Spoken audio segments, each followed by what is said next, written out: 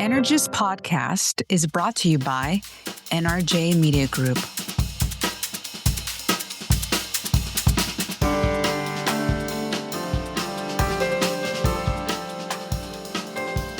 Norma, Yes? today's guest brings heart, purpose, and a bit of rebel energy to the film world. We're talking about Mattie Scariot. Even her name sounds epic. Yes. A director, producer, and the fearless leader behind the Poppy Jasper International Film Festival. We sat down with Mattie during last year's festival, and her passion was electric. She's not just creating space for diverse voices, she's protecting it. Her festival champions emerging filmmakers from all around the globe, and she's fiercely dedicated to equity, especially for women and underrepresented creators. You know, she really is. And you'll hear how she took a small town festival and turned it into a global platform, all the while staying grounded in community, culture, with some courage. Yeah, the courage was electrifying. I know. And you'll feel her fire. I mean, she's bold, She unfiltered, and totally mission-driven, like we are. Pretty much. This one's for anyone who believes storytelling can shape the future and who isn't afraid to shake things up a bit to make it happen. So, Yes? let's jump in.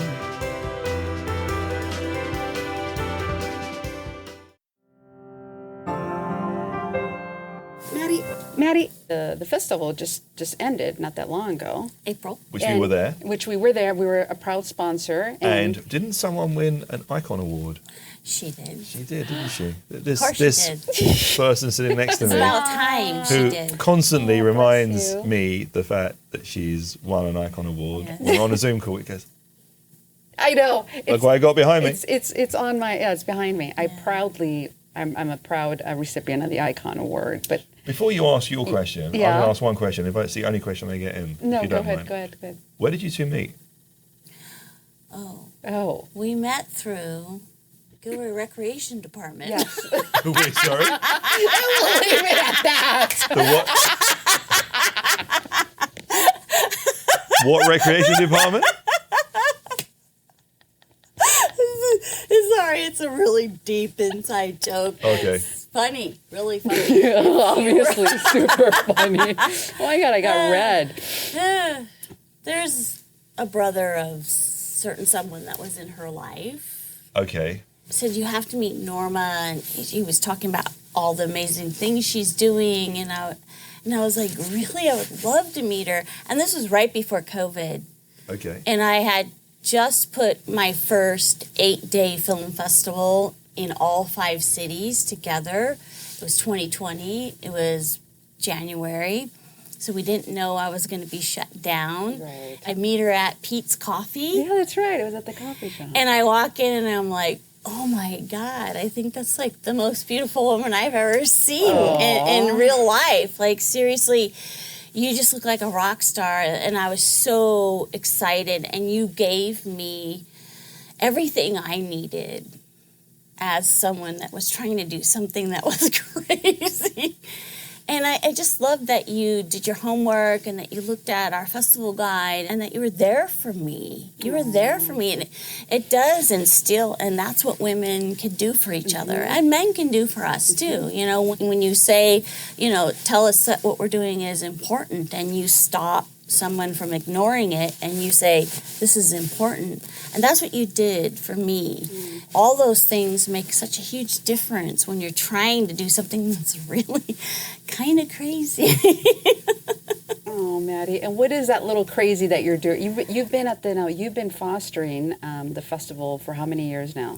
Through COVID, I've been working on the festival for 8 years. I've done 5 in person and 1 online festival. Wow, but 8 years in total. 8 You're years. almost going to your 10th year. Holy Yeah, Moses. so this didn't happen overnight. Right. And it wasn't like, I sort of looked at my community because I grew up in Gilroy.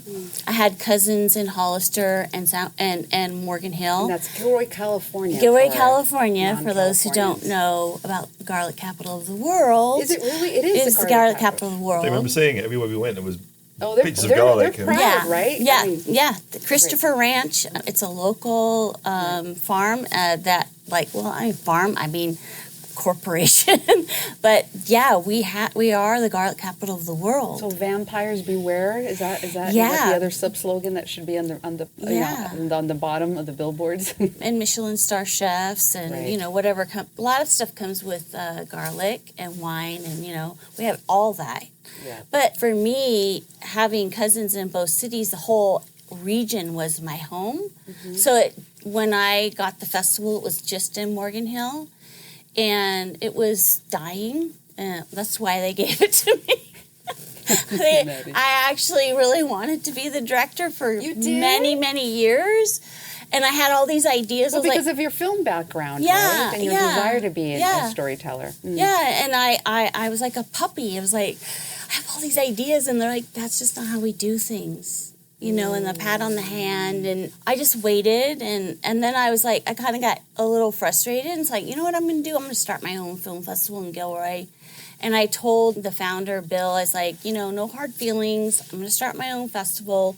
I'll still help you, but I got to do this because I felt something inside of me. Mm-hmm. And he said, I'll help you too, and no problem, And then 2 weeks later, he asked me to be the director of the film festival, and I said, I'll do it, but I got to add San Martin, Gilroy, Hollister, and San Juan Bautista. Oh, that was your doing. That was me. Nice. And he said, you can do that. And I said, I'm going to make a lot of changes. And he said, you'll be the boss. Oh, great. And I said, these are all neighboring cities Mhm. that are really that right now. Two of the cities are less than 2,000, and then Gilroy's the biggest, 60,000 people, and then there's about 45,000 in Morgan Hill and Hollister. So altogether, it's about 100,000. Where did your interest in film come from?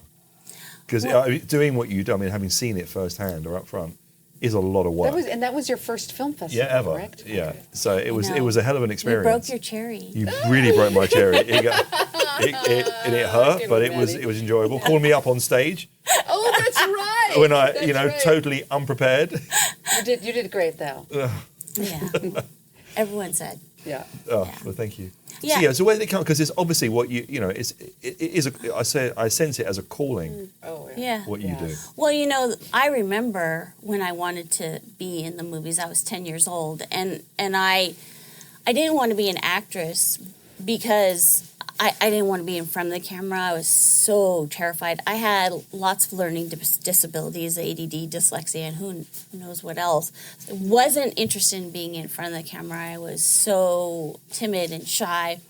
But I knew I wanted to make movies. And I looked at a poster, and I remember asking my aunts, like, what's the difference between producer and director and all this? And they said they didn't know. And I looked again, and it was all men's names. And every time I looked at a poster, it was just men's names. And then I saw, there's costumer, there's makeup, there's women there. So that's what I focused on.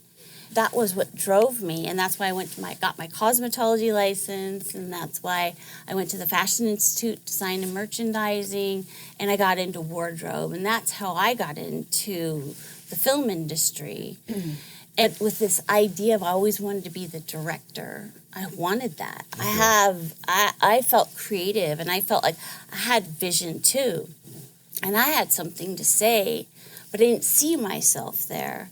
And I remember being on a set of an independent film, and the cinematographer said, hey, I'm going to go colorize the film. And this is when they were doing 35 millimeter. And he said, does anyone want to go? And I said, I want to go. And he's all, oh, honey, women don't have the technological minds to understand the process. Seriously. This was, what year was this? This was in the late 80s, early 90s. In the 90s. Mm-hmm. And it broke my heart, right. and being timid and shy and withdrawn. You just said, okay. I just, okay. Yep. That has a lot to do with why I am where I am today, because I will not let a 10-year-old girl ever not see herself in that poster or in film. You have every right to be there, and you're capable, and you taught me that too. And so that's a pivotal moment for me, because I never forgot it. You don't forget something like that. It's like getting shot in the heart, It's almost right? a catalyst. It actually becomes a catalyst, and it propels you to take, the opposite and prove that person wrong, and take a picture and send it to them. And that's why I'm not an executive director of Poppy Jasper. I'm the director. I'm the director. What's the difference? To me, executive means your business side. I'm a creative side. I'm not an intellectual. I am not book smart, but I'm clever as. Yes, you are. That's where I'm at. That's what I. And you're really good with people. I'm good with people. You're great with people. Because I there's stories in them. Yes. It's what I see. I see a story in every person. And I see myself, especially as women. And directors don't look like everyone. There's no gender, there's no color. Anyone has that capability inside of them. And that's what I love. And that's what I love doing this. And it's why I've continued for so many years. Well, you do it with so much heart, which is why when I found out about the festival, I wanted to get involved as a board member, because I've been asked to serve other boards with other film festivals that are very well established. There's a hierarchy, there's a box, blah, blah, blah. But what I loved is when I met Mattie, what she puts into it, and then hearing from the filmmakers themselves saying the accessibility that she provides, that she's present, what she does, and that's what I wanted to come in and step in and help those festivals, because those festivals really go to they honor the intention, and there's heart, and there's like the touching of helping filmmakers, because oftentimes when you're established in your career and you come in and help, and you don't get to have that one-on-one FaceTime, you're not really helping. You're just leveraging someone's names and contacts. What really filmmakers want to do is they want the one-on-one, which you experienced it, right? When you're talking to some of the filmmakers there. Yeah, it was great. And obviously championing women there. A lot of the people I saw were women directors, women that starred. I mean, the short films that I saw there, we saw together, they were really, really good. They were believable. And it just showed you that what can be done. It's not all about men. It's not all about women. It should be people. It should be about people that have got skill and ability. That's what it should be about. It doesn't matter, as you said before, color, creed, race, religion is irrelevant. Right. And the other component that, Mattie, if you could just expand, is the international side. I mean, you have, how many countries were represented in this last festival? 30. 30 countries. Yeah. Well, and what's interesting is that, yes, there's me that is sort of the face of the festival, but the gem of our festival is our communities. Right. And that's what the filmmakers really love. They go to festivals with 1,000-seat theaters, and then they come to ours, which we have 250, 300-seat theaters, but they're like, I feel seen. Right. I feel like you see me. And I had one filmmaker go, I can't believe I'm talking to the director. And I was like, what do you mean? But that can happen when things get too big. And that's hard on filmmakers, because they're indie filmmakers and they're really trying to break through the crowd. And so when they feel like they're seen, it makes a big difference. And we've all been there in our careers, Absolutely. Whether it be film, tech, entertainment tech, whatever. There was always that moment in time when you were trying to break through, and you're just busting your butt off, and someone says, well, come here, let me help you. Or like for you, probably getting your first client. You know what, I'm going to take you on. And you don't forget that. Mm-mm. No, because it's that moment that propels you forward. Yeah. And it makes a big difference, because one, it validates you, and two, it gives you a foundation to grow on. Yeah. Which is amazing. It's important. Yeah. And if you look at where your festival is now, and you're saying you've got 30 countries there. I mean, it ran for a week, didn't it? So 8 days, 9 actually, because now we have a pre-party thanks to Ian Polston Davies. Oh, yay, yay, yay. Okay. I was like, Giving them a shout out. Yeah, I'm a big murder mystery fan, especially British television. Okay, so now we can talk. Okay, now you're coming to my side of the pond. Now we're going you can go now. Okay, all right. Mattie and I are going to talk. Yeah, and Ian always, he's been in over 100 television shows, and he made a film called Bull and Shoes, and I asked him to come, and they was like, well, what would you like me to do? And I sent him this long list of things. I gave it everything, and I thought, and I didn't hear from him for a month, and I thought, I probably asked for too much, and then he came back saying, no, I want to go to everything. Actually, I'm going to come the day before, and I'm like, that's oh my nice. God. So now it. I got to have a pre-party. So now we have a pre-party because of Ian. What do I do with them? I got to do something, and then this year we had, I think, 8 filmmakers from 4 countries come a day early to go to the pre-party, which is at Morgan's Cove, a pirate ship. Right. So, Lovely. yeah. What's the party we went to on the Friday night? Was it Friday night? That's Poppy Bash. That was Bobby the Bash. Yeah, that was good the fun. bash. That's Yeah, very That was good. That was good fun. Watching the guys come up on stage, Lyle, Yes. Randy playing guitar, and that song was that is one of my favourite songs. I remember, oh my God, they're playing it here. It was great, really, really good. Yeah, and Robert Barry, that's one of his songs that he sung. And, I remember, Ambrosia. I've never seen Randy nervous about getting up on stage playing guitar when he found out Lyle was playing guitar with Really? him. And It this was- is Randy yeah. Spendlove, Yes. who's the president of music and soundtracks at Paramount Pictures. Yeah, Right? yeah. And Lyle Workman. Yeah. And Lyle Workman, who's considered one of the best guitar Right. players in the world. A lovely man. I had a conversation with him, and he was so wonderful to talk to. Right. Yeah. Well, they both were, and it kind of echoes Randy too. I mean, would Yeah. love for us to go into the how you guys have become really good friends. But I think it goes back to the accessibility, the kindness, almost like your friends, and being able to Yeah. talk to the filmmakers. And I think the message is growing that at this festival, there are no red carpet lines, like there is no VIP boxes. You actually have the opportunity, which happened to us multiple times, even at the hotel lobby, at events.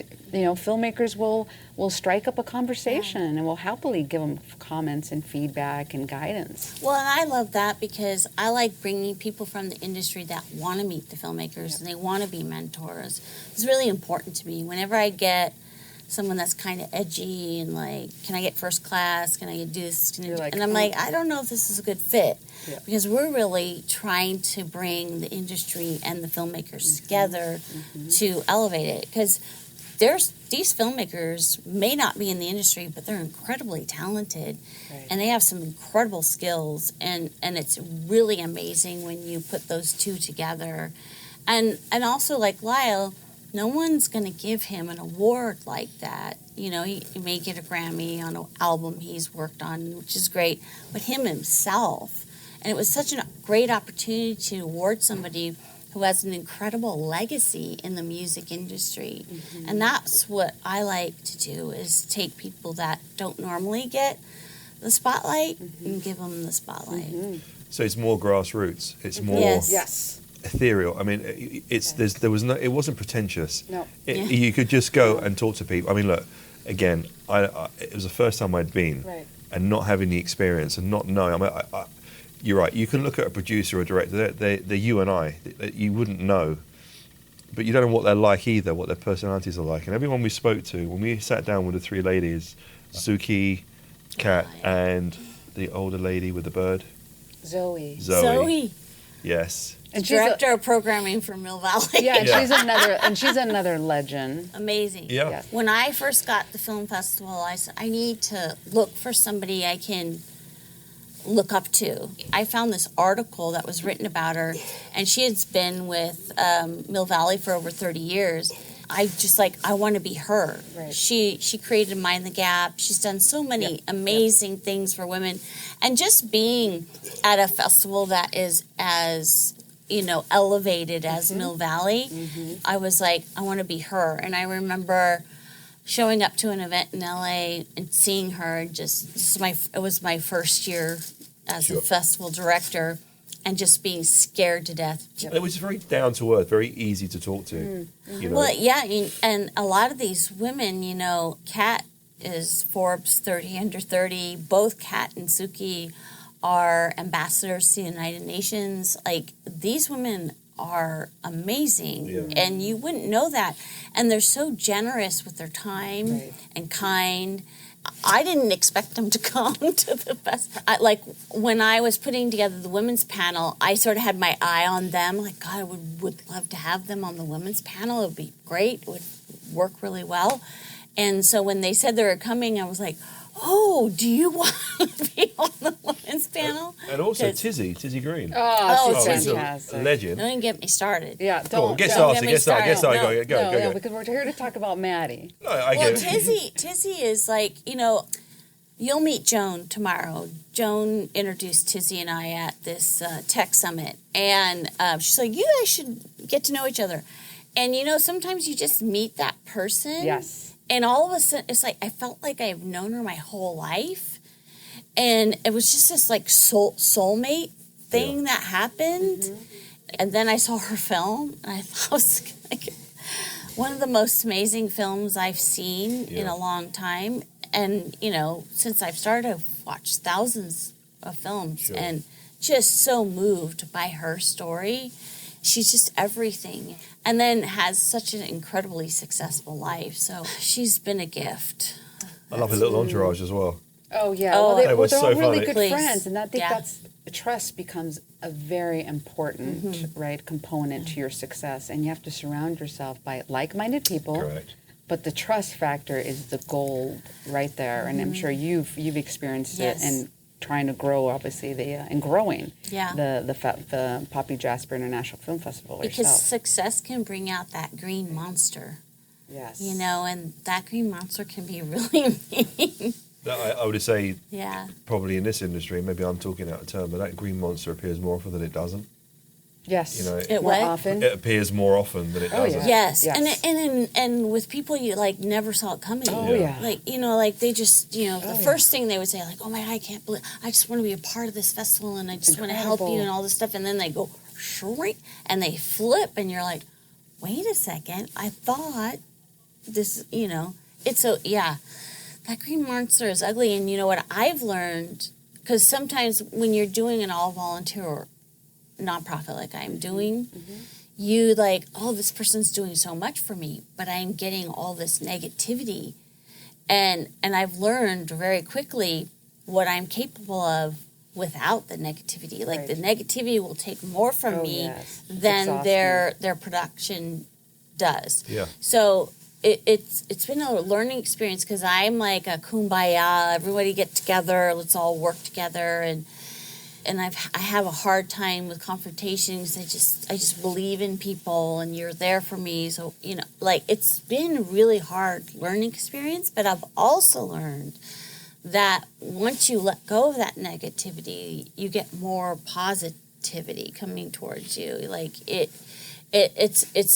once you get rid of that, then you open yourself up for something better. Correct. Negativity is like an overdraft. Once you're in it, it's very, very hard to get out of it. It is. And it's super toxic, too. That's the thing. It will kill in a creative environment that needs to survive with out-of-the-box thinking and innovation and growth. If negativity is there, forget about it. It will kill it. It'll make you stagnant and hurt, potentially, the good brand that you're trying to develop yourself, which you've worked really hard on developing a name for Poppy Jasper.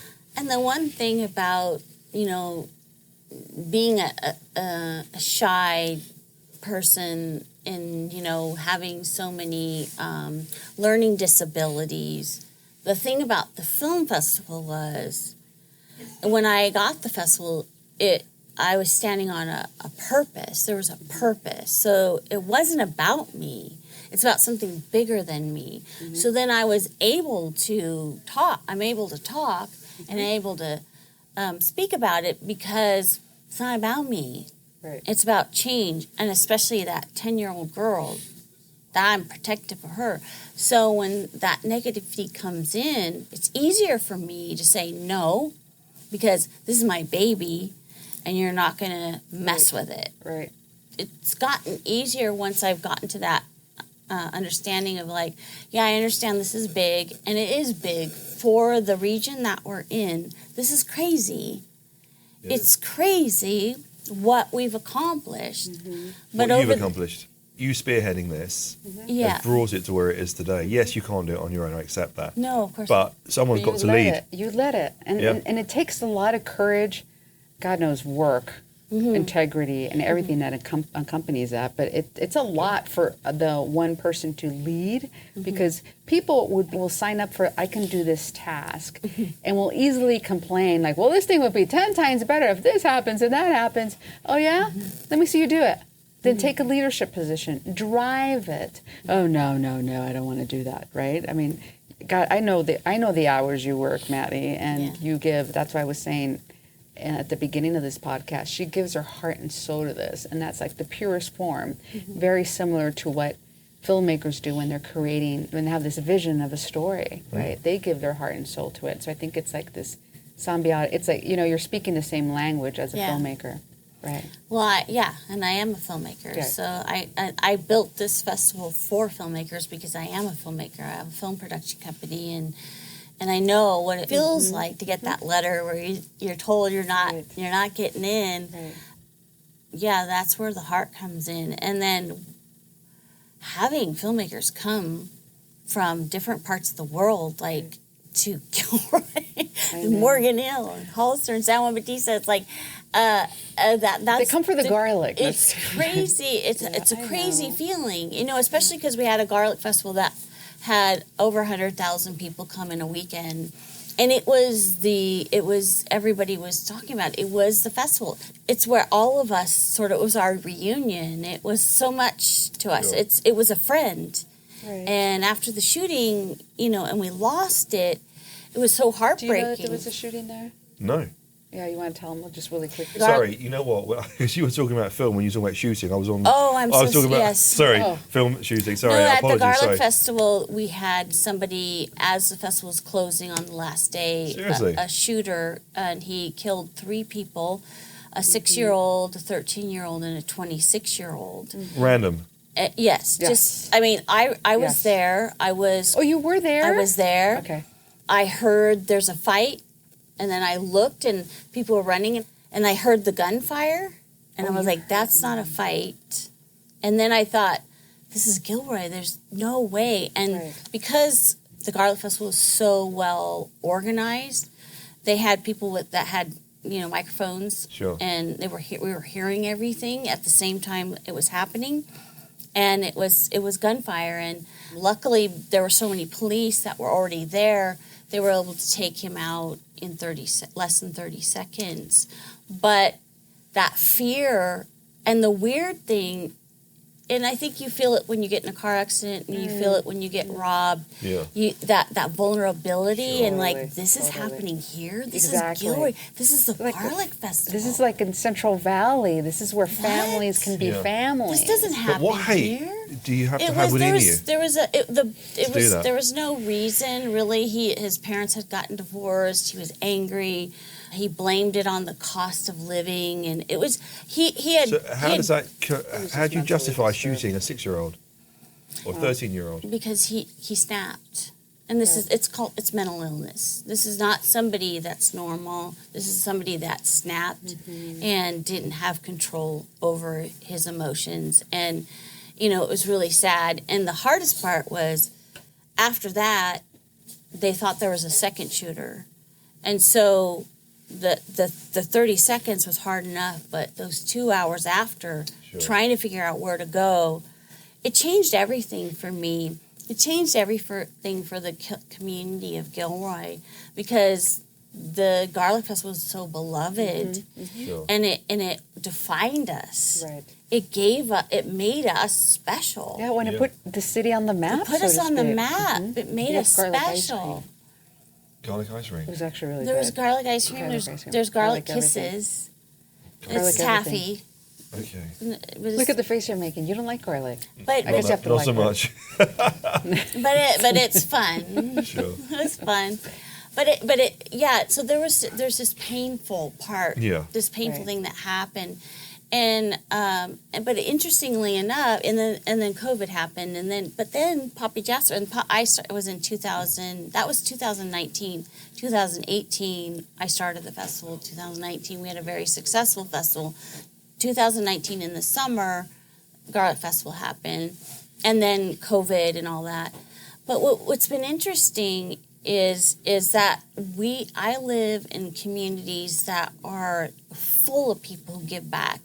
We have over 200 nonprofits in Morgan Hill, Gilroy, and Hollister, and then San Bautista and San Martin.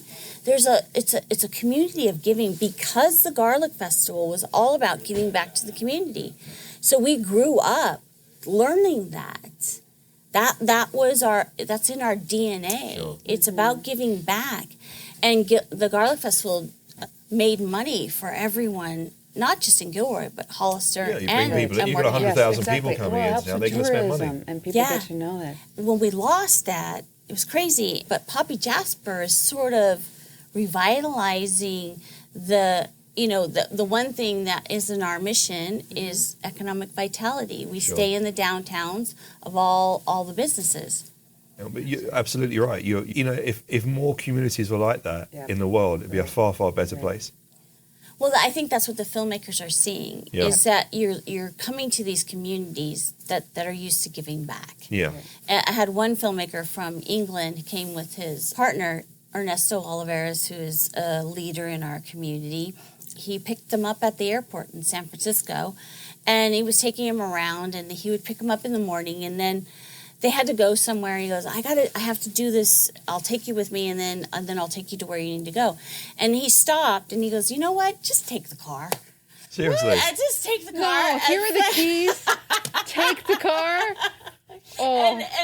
And Max was sounds like something that would happen in the Midwest, this guy just gave not me his here. Car. He just gave me his car. Oh, But that's Right. what that. And another filmmaker, I've had like 5 people tell me, if you ever come back, you can stay. Oh my with God, me. you've housed filmmakers, friends. I have housed a lot. They've stayed at. My mom's friend Linda. Yes. She had the Italian. Remember Gabe? Gabe Fabro. He came, and he's a handsome guy, handsome young man, along with his executive producer and star, stayed with her. They made her an Italian dinner that she'll never forget. Oh, that's so sweet. And so she tells me, if you have any more Italians. she'll house a house of Italians. Italian filmmakers right here.